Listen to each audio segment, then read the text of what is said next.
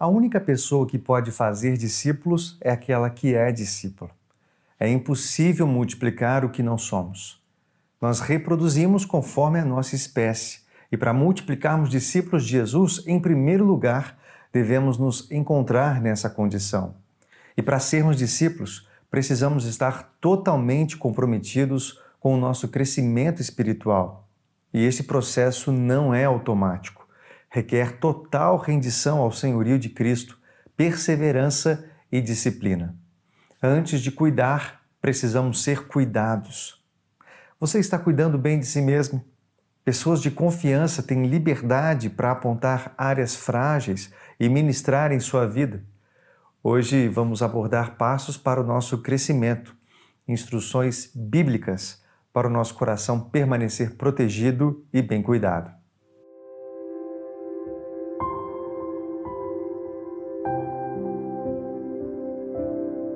Sejam bem-vindos ao Discipulado na Vida. Estamos no módulo chamado Como Ser um Bom Discípulo ou Mentoreado da Bíblia de Estudo do Discipulado. Esse é o estudo número 7, Estratégias para o Crescimento. Você pode acompanhar comigo aí na sua Bíblia também. O crescimento espiritual não acontece automaticamente na vida de um discípulo. Apenas ouvir boas mensagens e ler reflexões inspiradas não é o suficiente. É a verdade aplicada que muda nossas vidas. E tantas vezes nós temos uma percepção errada a respeito desse crescimento. A maturidade espiritual não pode ser medida pelos dons espirituais, por exemplo, nem mesmo pelo serviço na igreja. Uma pessoa cheia de dons pode estar vivendo em pecados sombrios e ainda assim ser aplaudida em seu ministério. Crescer em maturidade espiritual é adotar a palavra de Deus como bússola constante. A verdade crida e aplicada é o que nos leva a crescer. Não somos chamados para apreciar ou admirar a verdade, mas para aplicá-la em nossas vidas. O nosso ministério flui de quem nós somos. Se eu, como pastor, desejo uma igreja que ouve a Deus e se move pela palavra, eu preciso experimentar essa dimensão. Se você, como um líder de grupo pequeno, por exemplo, deseja ver pessoas crescendo, você precisa ser o exemplo. Por esse motivo, devemos cuidar bem de nós mesmos. Se falharmos nesse trabalho, qualquer avanço ou resultado será temporário ou superficial no nosso ministério. Na primeira carta de Paulo para seu discípulo Timóteo, no capítulo 4, nos versos 11 até o 16, vemos uma série de instruções e recomendações que abrangem duas grandes áreas: nosso caráter e vida interior e, em segundo lugar, nosso ministério. Precisamos intencionalmente nutrir ambas as áreas, mas tudo começa dentro de nós. No versículo 16, a instrução de Paulo para seu discípulo é clara: cuide de você mesmo e da doutrina. É um imperativo com dois aspectos importantes. Ninguém tem o direito de cuidar da doutrina se não está cuidando bem de si mesmo. A aplicação da doutrina traz resultados nas nossas emoções, nos relacionamentos, na família, produz crescimento completo. Precisamos cuidar bem de nós mesmos. E nessa jornada de cuidado pessoal, um grupo de discipulado ou grupo pastoral nos auxilia demais. Podemos intencionalmente apresentar áreas do nosso crescimento e pedir o auxílio necessário. Ter um mentor ou discipulador também faz toda a diferença, assim como Paulo fez toda a diferença na vida de Timóteo. Nesse texto fica claro que o apóstolo se importava com seu filho na fé e queria ajudá-lo a crescer. Por isso, ele tinha liberdade para falar com ele, utilizando palavras no imperativo: dedique-se, medite, cuide, continue. Não são apenas exigências, mas orientações de um companheiro de processo. Olha para você agora e responda: quem tem liberdade para falar com você no imperativo? O discipulado é um relacionamento de amor e aceitação com discípulos mais maduros na fé. Pessoas que nos amam e, porque nos amam, têm legitimidade para nos confrontar, instruir e corrigir. Como líderes, não devemos fugir da prestação de contas. Atividade que deixa claro como estamos caminhando.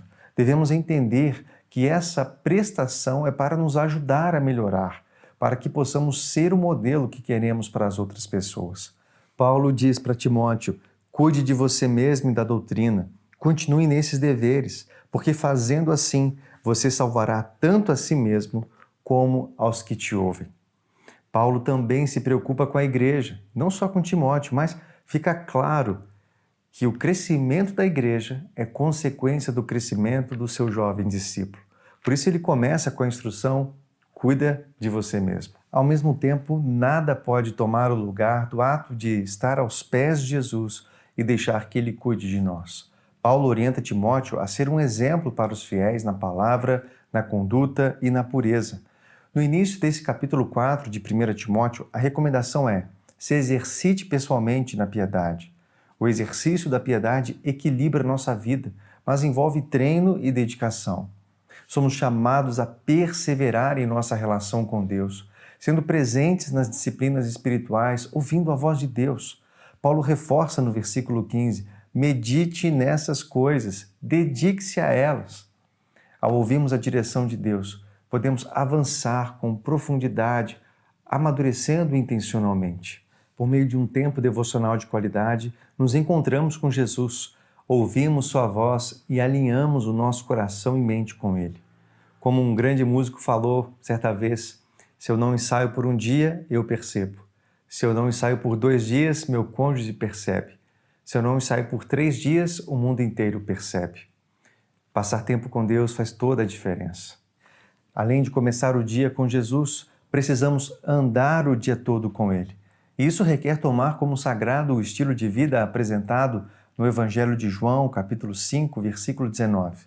O filho não pode fazer nada de si mesmo, pode apenas fazer o que vê o Pai fazendo. Devemos viver na dependência constante de perguntar para Deus o que Ele está fazendo.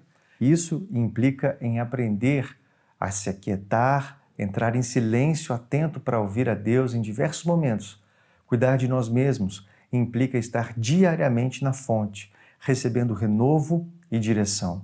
Todo líder, obreiro ou pastor precisa de tempos de renovo e também de alguém que pode lhe chamar para esse momento quando a gente se perde no corre-corre do ministério. Nesse estudo, Deus ministrou ao meu coração a respeito da necessidade de manter o foco no cuidado pessoal. Eu quero me comprometer nesse sentido. Desejo cuidar melhor de mim mesmo, cuidar da doutrina, assim como Paulo recomendou para Timóteo. Em primeiro lugar, desejo investir mais tempo no meu relacionamento com Deus. Desejo me silenciar para ouvir sua voz diariamente. Me comprometo a me organizar para que as demandas do ministério e também da vida não me afastem desse propósito. Para isso, defini um horário e um local a fim de me dedicar com mais qualidade a esses momentos. Desejo ter, assim como Timóteo, alguém com liberdade para falar comigo no imperativo. Quero estreitar ainda mais o meu relacionamento com meu mentor ministerial para que eu possa ser ministrado e cuidar melhor do meu coração, do meu caráter, da vocação também. Quero tomar a iniciativa para que esses encontros mensais aconteçam e tenha um tempo específico para a aplicação daquilo que foi conversado. Também, como Timóteo, não quero ser negligente com o dom que recebi. Desejo cuidar da doutrina, no sentido de estar sempre disposto a estudar e a crescer no trabalho que o Senhor me confiou. Que a minha vida possa revelar aquilo que eu prego. Outra implicação importante do meu cuidado pessoal está em minha participação no grupo de discipulado que eu faço parte. Eu quero me preparar bem para esses encontros, quero discernir áreas onde eu preciso avançar e também apresentar essas áreas vulneráveis ao grupo, dando permissão para ser acompanhado e confrontado por meio da palavra. E você? O que Deus falou com você por meio desse vídeo e também por meio desse estudo? Como você pode aplicar na sua caminhada o que você aprendeu aqui? Separe alguns minutinhos agora para responder essas questões e pensar também em aplicações práticas para a sua caminhada. Que Deus te abençoe ricamente. Um grande abraço.